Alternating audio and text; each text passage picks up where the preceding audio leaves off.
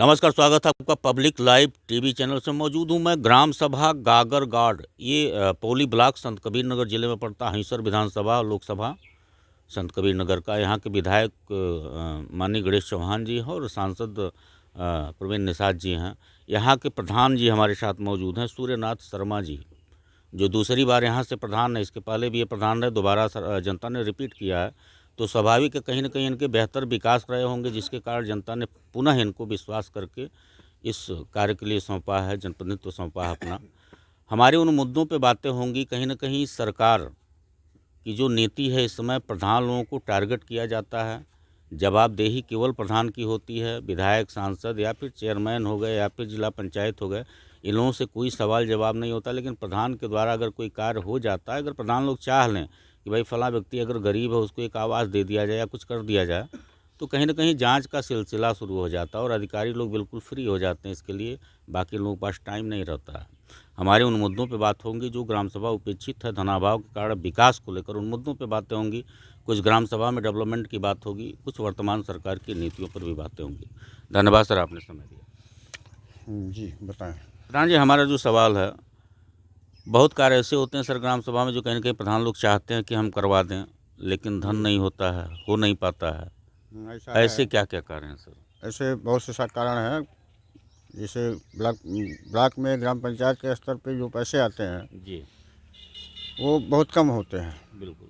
जो पैसे आते हैं उनसे इंटरलॉकिंग का काम हो नहीं पाता है, जी रास्ते वाला काम नहीं हो पाता है। जी अभी फ़िलहाल 2 समय में पंचायत भवन का कार्य ही संपन्न नहीं हो पाया है, जी क्योंकि उसका भी धन अधिक मात्रा में मनरेगा से आता है। जी 12,40,000 का वो प्रोजेक्ट है, जिसमें से 3 लाख रुपए निधि से आता है, वित्त से। बाकी पैसे मनरेगा से आते हैं। तो मनरेगा का पेमेंट 2-2 साल तक नहीं हो पा रहा है, बिल्कुल सर। इसलिए काम बाधित है, हो नहीं पाता है समय से। जी और कोई जो काम है, जैसे स्कूल का काम हुआ, स्कूल का काम तो हमने करवाया, वो भी काम। प्रधान जी, अगर हम रोड की बात करें सर, तो आपकी ग्राम सभा में कितने ऐसे रोड हैं जो ज़रूरी हैं? हमारे गांव में भी रोड बना ही नहीं है काफ़ी समय से। 40 साल पहले से जितने भी प्रधान लोग थे, अपने समय में हमने 2 रोड बनवाया है। वो भी कच्चा भी बना हुआ, उस पर भी खड़ंजा नहीं लग पाया, ना ही इंटरलॉकिंग हो पाया है। तो ये जो समय बीता है प्रधानी का, उसमें लग पाएगा कि नहीं लग पाएगा? कुछ संभावना नहीं है कि लग पाया, क्योंकि हमारे गांव में इस समय क्या कहते हैं इसको, चकबंदी लागू हो गया है। चकबंदी हो। तो चकबंदी से पहले रोड बनना संभव नहीं है। जी, लेकिन 1-2 रोड जो हमारे यहाँ है वो अभी उसी तरह पड़े हुए हैं। ये कितने लंबे लंबे रोड हैं सर?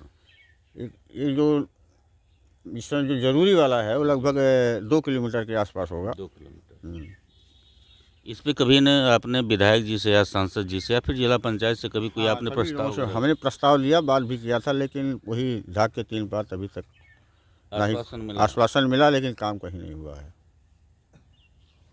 नालियों का क्या हाल है सर आपके ग्राम सभा में? नाली तो हमारे गांव में 2-1 जगह है, वो हम जो हमने बनवाया है वो चल रहा है, ठीक ठाक है। बाकी और नाली हमारे यहाँ बहुत आवश्यक है। एक स्कूल है, प्राइमरी स्कूल के बगल से होते हुए एक पुलवा पड़ता है, पोखरा, जी तो वहाँ तो बहुत ही आवश्यक है। लेकिन उसके लिए अभी वीडियो द्वारा फाइल स्वीकृत नहीं हो पा रही, इसलिए नहीं हो पा रहा हो। जी प्रधान जी, कभी आपने जो यहाँ के सांसद हैं प्रवीण निषाद जी, जी उनका तो कार्यकाल ख़त्म होने वाला है। जी ये जो 2 किलोमीटर का रोड आप बता रहे हैं, आप अपने बजट से करवा नहीं सकते हैं। जी नहीं, 3 लोगों के माध्यम से आपको क्या आश्वासन मिला आज तक? आश्वासन मिला, लेकिन काम नहीं किया आज तक, ना ही उन लोगों का दर्शन भी नहीं हुआ हमारे गांव में, तो काम क्या होगा। अगर सर हम आवास की बात करें तो गरीब अभी कितने ऐसे हैं जो पात्रता रखते हुए भी आवास से वंचित हैं सर? हमारे यहाँ भी लगभग 60% लोगों को आवास मिल चुका है, लेकिन 40% अभी ऐसे गरीब हैं जिनके पास छत नहीं है। इसका और कारण क्या है प्रधान जी? कारण क्या है, वो गरीब है, नहीं कर पाते हैं, उनके पास कमाई नहीं है, तो गरीब ही हैं वो।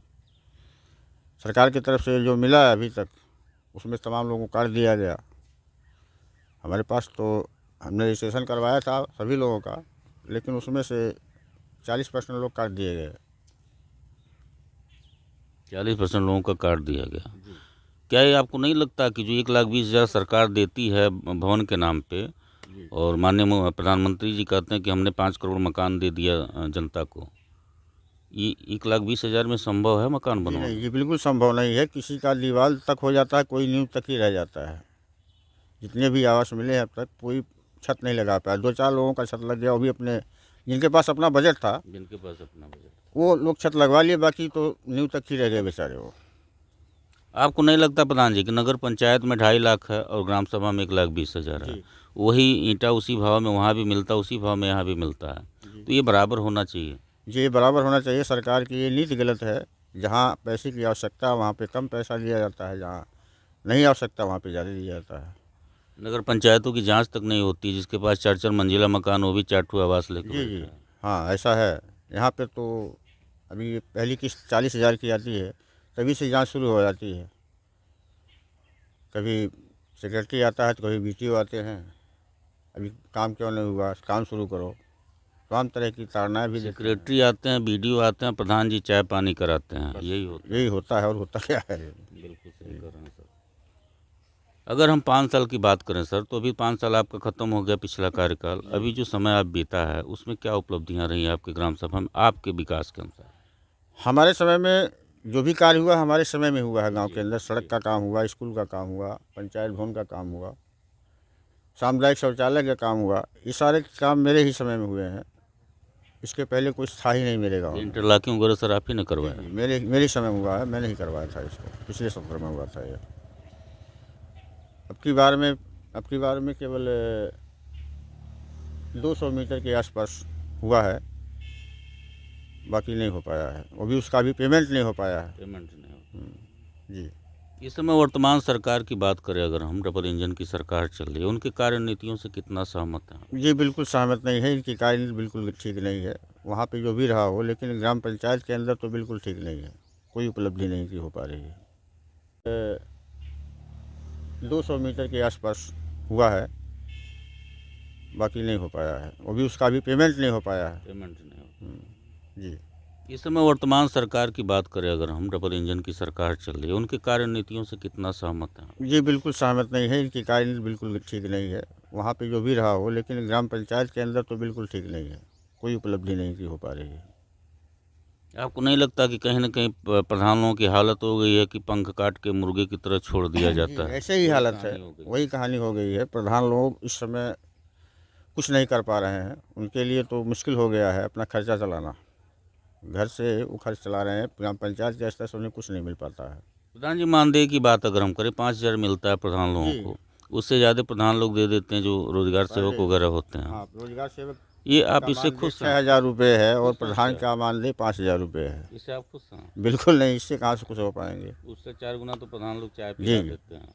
पब्लिक जुटती है गांव में, बाज़ार में मिल जाती है, तो 100-200 रुपये एक दुकान पे बैठते तुमको चाय के लिए चाहिए, ज़बरदस्ती दे देना पड़ता है हमको। आपको नहीं लगता या तो इसे बढ़ाया जाए या तो इसे बंद कर दिया जाए? हास्यास्पद है। मेरे ख्याल से इसको बंद कर दिया तो उत्तम है। कम से कम ये तो नहीं रहेगा प्रधान को मानदेय मिलता है। यदि बढ़ाया जाए तो ढंग से दिया जाए। कम से कम 50,000 रुपये के नीचे नहीं होना चाहिए एक प्रधान का मानदेय। बाकी जनप्रतिनिधि होते हैं, उनको पेंशन भी मिलता है, दुनिया भर की सुविधा मिलती है, हाँ लेकिन जी प्रधान लोगों को कुछ जी, नहीं कोई मिलता। सुविधा नहीं है, किसी तरह की सुविधा नहीं है। जबकि सबसे बड़ी जिम्मेदारी का पद प्रधानी है। प्रधानी का है। गांव में पब्लिक को देखना इतना आसान नहीं है। जनता तो जानती है प्रधान जी जानबूझ के काम नहीं करवा, लेकिन प्रधान जानते हैं कि हमारी समस्या क्या है। जी जी, जो आप कह रहे हैं बिल्कुल सत्य है। प्रधान जी, आप दोबारा प्रधान और एक सामाजिक व्यक्ति भी हैं, और दूसरी बार आपके प्रधान, तो अनुभव आपका अच्छा होगा। क्या लगता है सर, इस समय प्रधान लोगों के हिसाब से सबसे विकट समस्या क्या है? सबसे विकट समस्या है धन का। जी धन न आने की वजह से ही सारे काम धन से वजह से होते हैं। बिल्कुल। तो समस्याएं एक, सबका हल एक है, वह है पैसा, धन, जो समय से नहीं हो पा रहा है, इसीलिए काम नहीं हो पाता है। जी ये हमारे साथ थे सूर्यनाथ शर्मा जी, जो ग्राम सभा गागर गाड़ी पौली ब्लॉक में पौली ब्लॉक में पड़ता है, और इनसे हमारी बहुत सारी बातें हुई जी। एक रोड है 2 किलोमीटर का, विधायक और सांसद महोदय द्वारा आश्वासन तो मिला, लेकिन क्रियान्वयन कुछ नहीं हुआ। और अभी तक जो यहाँ की जनता बोली है कि जनता का कहना है कि कभी यहाँ तक सांसद महोदय का कभी दर्शन नहीं हुआ जब से वो चुनाव जीते। विधायक जी तो कभी कभार आ जाते हैं, चूँकि नज़दीक हैं, जी लेकिन वो भी नज़दीक ही उनका लोकसभा क्षेत्र है। लेकिन हर जगह जहाँ जहाँ मैं गया हूँ लोकसभा क्षेत्र में, अगर उनके लोग हैं तो ये सुनने को मिलता है, हाँ सांसद महोदय आए थे। नहीं तो उधर ग्राम सभा औरा डाड़ वगैरह मैंने दिखाया था, हिंसर ब्लॉक में जो नदी के किनारे पड़ते हैं उन सब जगहों की कहानी, जो रास्तों को मैंने भी दिखाया था। इतनी दुर्गति है संत कबीर नगर, पूरा रोडों की बात करें तो गड्ढा हो चुका है। भारतीय जनता पार्टी दावे तो करती है कि हमने सड़कें बहुत अच्छी बना दी हैं और बनी भी हैं। मैं गोरखपुर बस्ती मंडल 7 जिले की कहानी दिखाया हूँ और जानता हूँ कि 7 जिले में अगर बात करी जाए रोड के मामले की तो संत कबीर जैसी दुर्दशा कहीं नहीं है। बाकी प्रधान जी के अनुसार बेहतरीन कार्य करवाएगा। और जो प्रधान जी ने एक बहुत बड़ी बात करी है कि प्रधान लोगों के सामने इस समय सबसे बड़ी समस्या पेमेंट को लेकर आ रही है। जिसने सामान दिया वो तगादा करता है और प्रधान लोग कहीं ना कहीं मुँह छिपाते फिर रहे हैं। इस पे प्रशासन को ध्यान देना होगा। 2024 का चुनाव नज़दीक है, प्रधान लोग ही आंकड़ा सही करते हैं और आंकड़ा फेल कर देते हैं। बाकी अब बने रहिए पब्लिक लाइव टीवी के साथ। अगले जनपरीक्षा जल्द मुलाकात करवाते हैं, तब तक के लिए नमस्कार।